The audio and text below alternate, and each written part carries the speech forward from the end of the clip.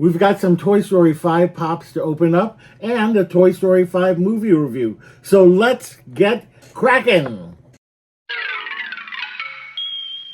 Hello everybody and welcome back to the channel. My name is Lauren and this is Lauren's Toy Box, where we talk all things toys.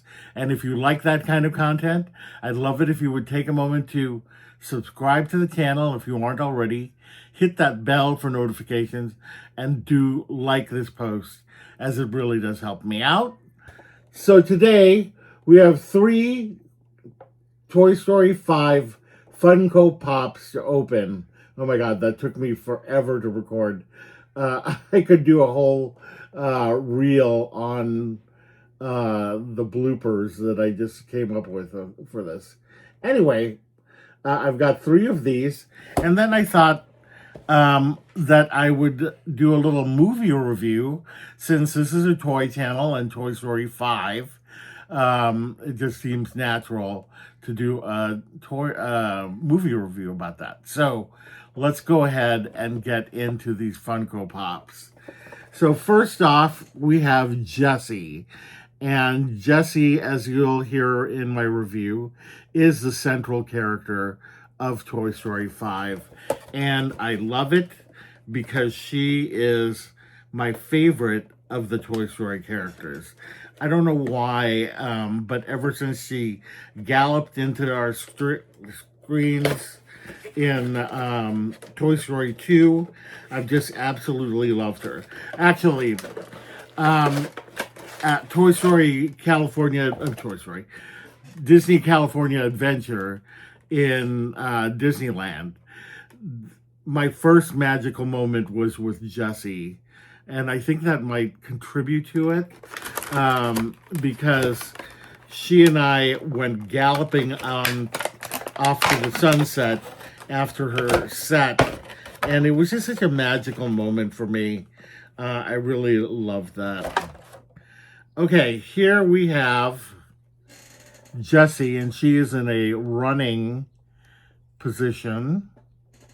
As you can see, she is running. I love the fact that they have the stand on this. I would rather they do this than have the stands that you have to put on them, because they don't always fit. And I would rather there be a snug thing for that. So there we have Jessie. All right, next up we have Bullseye, which is another favorite character of mine, and I think it's just because of his connection with Jessie. And he also, to a lesser extent, but he does play a central part in the movie as well. I guess I might as well just talk about the movie as we're going along. But Jessie is basically the central character of Toy Story 5. And like I said, I love it because she is my favorite character. And the movie is very emotional. Very emotional, more emotional than I thought it would be. Just because they bring back themes. If you want to see this film, I would at least suggest that you watch Toy Story 2 and 4, I guess, but mostly 2. I would say 2, because Jessie has these feelings of abandonment from her previous owner, and those themes carry on into the 5th movie. And so I think that you totally need to see that. Here's Bullseye, and he's also on a stand as well. He looks so cute. These are going to look so good on my shelf. I'm so excited to have him. There's the saddle. But anyway, the movie is very emotional. I have to admit that I did cry on a couple of occasions in the movie. Tom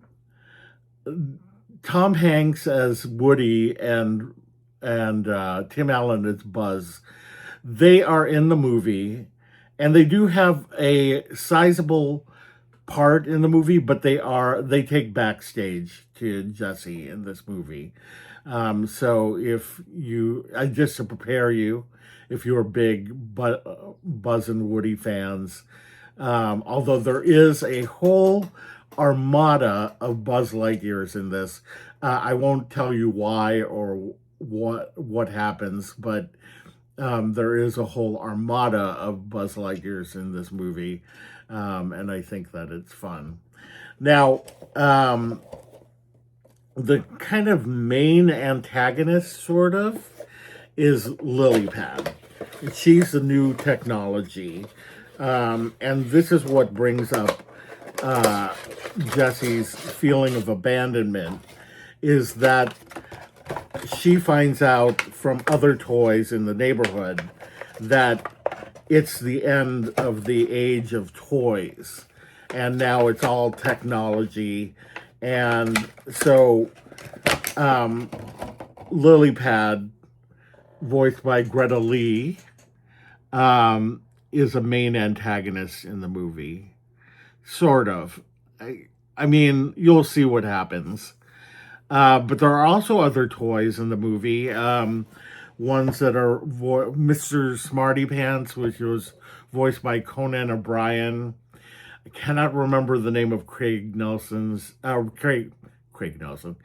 Robinson's character, but he's in the movie. And then Shelby Robara plays a character named Snappy, and they're all old time technology.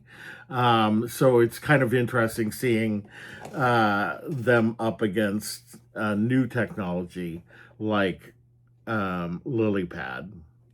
I almost forgot I wanted to talk about the music as well.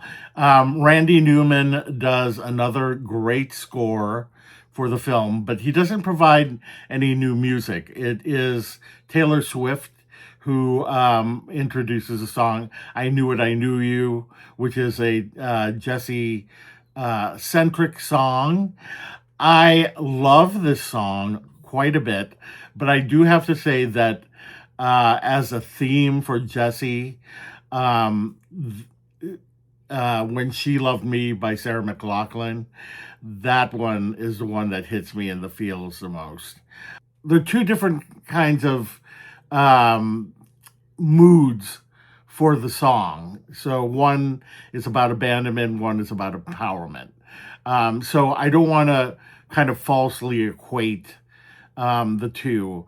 Just in terms of what hits me in the feels is When She Loved Me by Sarah McLachlan, but that does not mean in any way that Taylor Swift song is bad. Anyway, I just wanted to fit that in there, kind of cutting this into the video. So if I look askew from what was before, that's why. Anyway, back to the program. So anyway, I really enjoyed this film. I thought that it was great. If I had to rank the Toy Story movies, it's 3, then 2, then 1, and then probably 5 and 4. And that doesn't mean that I dislike 4. I actually really love 4. It's so hard because these movies are so good, and they've proven every time that they can do a sequel to these movies. There's a reason why these movies succeed in terms of sequels while others have not, and that's because there's a certain, I think, allegory to humanity that we see in these toys, and I think that that's the big thing. But yeah, I really enjoyed this movie, and I highly recommend it, and I highly recommend going to the theater. It's a great kind of summer thing to do. And anyway, if you enjoyed today's content, I'd love it if you would take a moment to subscribe to the channel if you aren't already, hit that bell for notifications, and do like this post, as it really does help me out. Thank you so much for joining me, and I will see you later. Bye.